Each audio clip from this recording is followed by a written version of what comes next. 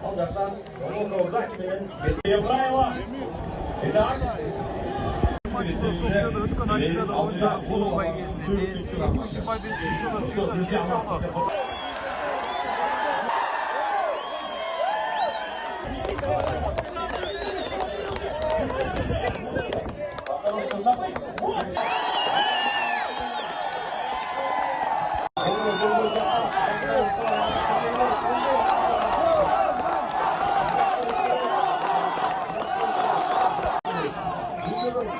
Albatta, turnirdagi yasagan nuqtalaring, taktikalarning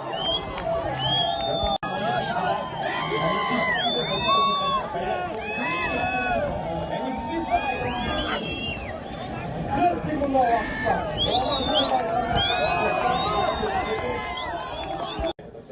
Ломался, посчитал.